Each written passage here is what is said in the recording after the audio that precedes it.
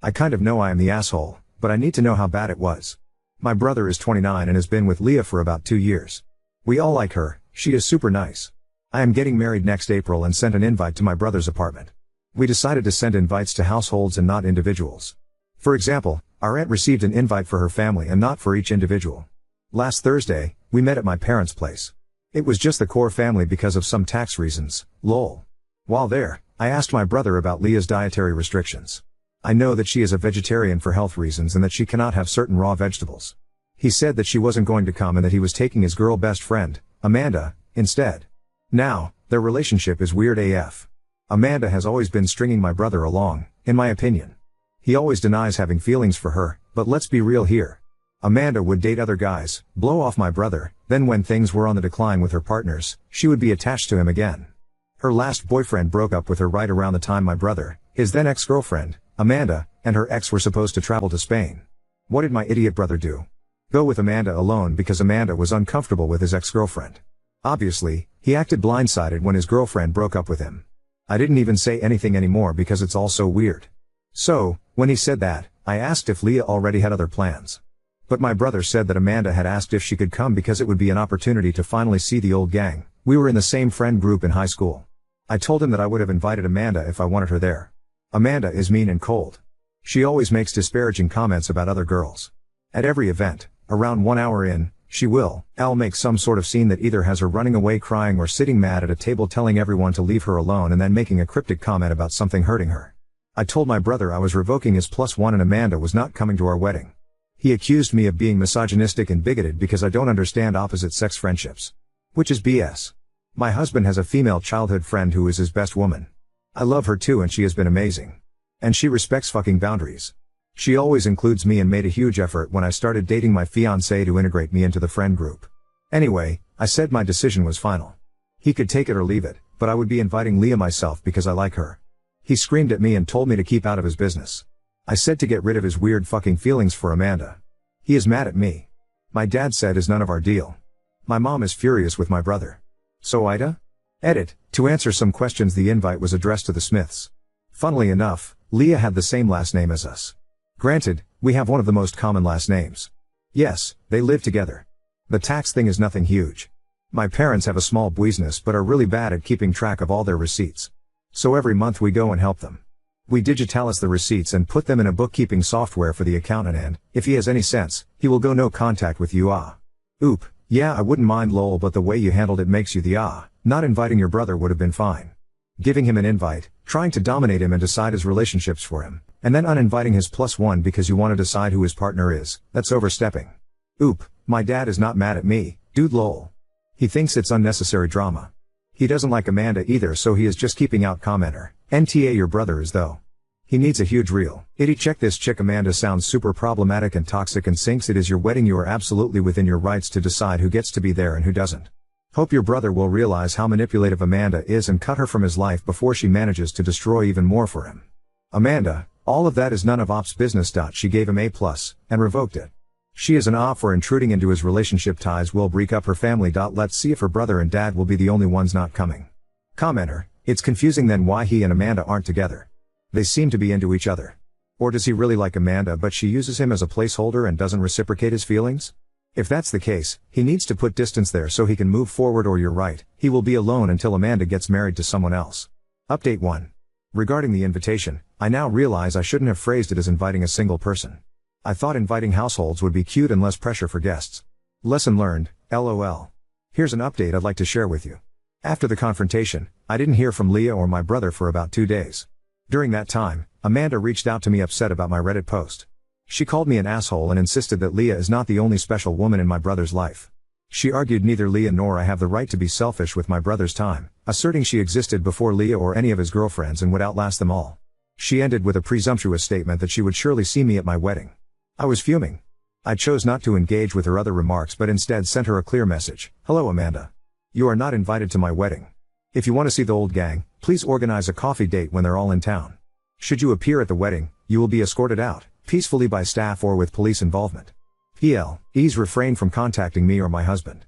Amanda responded with more emails, mostly vague threats and name-calling, and turned to Instagram to indirectly target me. She tagged me in posts, making my username small so people wouldn't notice me tagged but would see it in my notifications.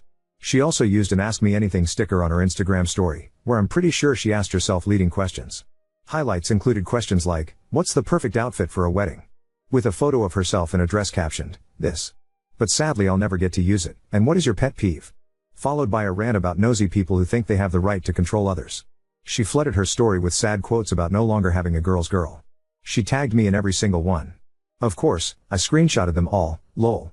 Some friends reached out when Amanda started spreading a different story, claiming I originally invited her but later disinvited her because Leah hates her and pressured my brother to do the same. The cool part? Not one person believed her. Many of our old high school friends have cut ties with Amanda, and the few guys who still talk to her are more linked to my brother. They reached out to let me know Amanda was spreading rumors. The girls in the group blocked her after she vented to them, which led Amanda to start bombarding their phones. My brother panicked, thinking I'd started a campaign against her. Speaking of my brother, he called and texted me multiple times, furious that I excluded Amanda and even blamed me for any harm she might come to. He went as far as calling our mother, saying Amanda was depressed and threatening never to forgive me if something happened to her. My mom advised him to call for a welfare check if he was genuinely concerned because he, as an individual with no training, wouldn't be equipped to handle such situations. The biggest development is that my brother got kicked out of his shared apartment. Leah called me to say their relationship might not continue and that she might not feel comfortable coming to the wedding. I understood her decision and offered an open ear. We met for coffee, and she recounted their ugly fight. Without going into all the details, Leah didn't hold back. She made my brother read every single text out loud between him and Amanda and sent a copy to one of her male friends, who replied, "Leah, WTF? This is not okay." She used this as evidence that their interactions were, at best, inappropriate and, realistically, an emotional affair. When my brother begged her to stay, she asked him why, knowing he would always choose Amanda. He swore he wouldn't, but his immediate response to a hysterical call from Amanda about me bullying her proved otherwise. Leah left while he comforted Amanda in another room. Later, she texted him that he needed to move out while she was away. It's her apartment, and she didn't want to see him until certain conditions were met, cutting Amanda out completely and seeking therapy to address his unhealthy patterns. The fight spanned 2 intense days. Leah found solace in your podcast and the comments here. She described it as surreal but helpful. She sends her greetings and wants people in similar situations to know a few things. Don't fear being alone because being with someone who's not good for you will make you feel lonelier than being single. Never enter a relationship with a "I can fix him" mentality as it usually ends in heartbreak. Prioritize yourself, and while trying to work things out is noble, don't depend on it as the solution. That's pretty much it. It sounds convoluted, like a soap opera, but my day-to-day life has surprisingly been calm. I think my brother really needs to mature and either commit to Amanda or realize he's being strung along. And to Amanda, please grow up and leave me alone. Commenter, well, is her dad still coming to your wedding? I'm so glad Leah dumped your bro. Oop, yes, of course. Also they are on a break, please insert Ross Gallery meme here. Commenter, hey op, your comment about your brother and Amanda taking a trip to Spain and uninviting his girlfriend because Amanda was uncomfortable with the girlfriend. I just read a post about exactly that situation. Was that your brother? I would post the link here but it won't let me. Oop, no it's not him. Update 2. We got a call yesterday night. He has been in a car crash abroad. My father and I are on the way there. Getting plane tickets was almost impossible so we have been driving since 5 a.m. He was on a holiday with Amanda to clear their minds. Amanda didn't even call us. I don't know if she is still with my brother or if she is also hurt. My brother's phone was shattered so he can't update us. The nurse, bless her soul, has been updating us. He can't even talk to us. I think I'm just writing because I don't know what else to do. My dad doesn't want to talk. I don't know if he is mad or worried or both. I have never seen this expression on his face. My brother is an idiot who had hurt a bunch of people because he is selfish. But I still don't want him to die. He is my brother. Update 3. This has been an absolutely terrible week. My brother is alive but not doing well. We're stressed out of our minds because of the insurance situation. He and Amanda went to a country that's not part of the European Union, and of course, he didn't book any travel insurance. So, we have to pay up front and hope his insurance will refund us. But we all know how that goes. If they owe you money, you might see it in 8 to 18 business months. My mom and Leah are trying to figure that out too. Amanda came to the hospital yesterday. She hadn't left, she just had to go to the police because of the car crash. The reason my brother is in the hospital is not because of the crash, but because of sepsis, a UTI turned kidney infection turned sepsis. They decided to go on vacation to blow off steam. Around 4 days in, my brother started feeling warm and sick. Amanda said she offered to drive him to an ER, but he declined. I'm not sure if she's telling the truth, but this is the first time I've seen her being genuine. They went out drinking, and when they came home, he took something for the pain. Amanda couldn't tell me exactly what it was, but she said it worried her because you're not supposed to mix medication with alcohol. They started arguing, and then my brother passed out. I don't know why she didn't call an ambulance, she couldn't explain it to me either. But when my brother came to, she loaded him into the car. Amanda said she panicked, and when they were arriving at the hospital, she crashed into a barrier. That's when my brother's phone, which he was holding, flew out of the window. Amanda decided to run into the clinic to get someone and stay with the car until the police came. After that, they didn't let her in because she's not family. Instead of calling us immediately, she went back to their Airbnb and told me that she just needed a moment to process everything. She had to go to the police, pay for the damage, and then went to see my brother. But here's where it gets frustrating. Amanda decided that she needed to clear her head and left my brother in the hospital alone for a day. She checked into a nearby hotel to rest. She didn't tell any of us where she was until she showed up at the hospital yesterday, looking somewhat relaxed and acting as if everything was under control. When we confronted her about leaving my brother alone, she said, "I just needed some time to get myself together. It's been overwhelming." Meanwhile, my brother was lying in a hospital bed in a foreign country, with no way to contact us because his phone was shattered in the crash. We're now trying to navigate the logistics of getting him home and ensuring he gets the medical care he needs. Amanda, on the other hand, seems more concerned about how this whole situation is affecting her peace of mind. She even posted a photo from her hotel room, with a caption like taking a much-needed break. It has been a nightmare, and Amanda's behavior, while not super malicious, has added to the stress. We're doing everything we can to support my brother. My brother, on the other hand, is struggling physically and emotionally. He's worried about the mounting medical bills, his recovery, and the strain this situation has put on our family. On top of that, he's afraid that Amanda is losing interest in him, which only adds to his anxiety. That's why we're playing nice with Amanda, to avoid adding any more stress for my brother. We're focusing on getting him the best care possible and bringing him home safely. Second story. Father's mistress tries to paint her relationship with him as a fairy tale, but then my aunt confronted her about jumping on a married man. My first language is Spanish. Long story short, 2 years ago my father left my mother to go with his mistress, whom I will call Anna, common name. My mother never had any idea about the infidelity. Anna knew that my father was married. She even went to the house with him to take his things. One day he simply told my mother that he is no longer in love with her and wants to be happy with Anna. I was there when everything happened. Anna was depressed. She has many scars on her legs and arms. I don't go to my father's house. It makes me uncomfortable to be around them for obvious reasons. Anna is overly nice and it's really uncomfortable. A few days ago it was my grandfather's birthday and the whole family was together, including Anna. I have an aunt who suffers from depression and other more heavy things like schizophrenia. She has tried to hurt herself many times. At one point in the night there were only my father, my aunt, Anna, another aunt and I in the living room. For some reason my aunt and Anna were talking about some serious things, and at one point Anna began to say that depression made her do many things trying to feel fulfilled, that she could only overcome depression when she met my father and he saved her, that meeting him was the key to overcome her depression, and now she's finally happy thanks to him. I know about that because Anna often tried to bond with me by telling me how much she suffered in her life and how my father saved her. She has always justified herself that she was depressed and was in a hard place in her life before my father saved her. It always makes me feel uncomfortable and I don't feel empathy for her no matter how sweet she is. Talking about how many times you try to kill yourself in front of my 8-year-old sister, it's not something normal.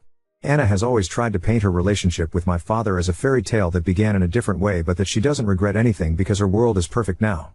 At that moment my aunt said something like, "I tried to save myself by going to a psychologist, not by jumping on the dick of a married man," and then she began to say that depression made her want to jump off a bridge but not ruin a family. I just laughed. It was funny. My aunt may have her mind elsewhere all day, but it was crazy to see her make such a sly comment. But when my father was taking me home Anna was crying and he scolded me for laughing at what my aunt said, saying that no one knows everything that Anna suffered. I know, she always talks about that.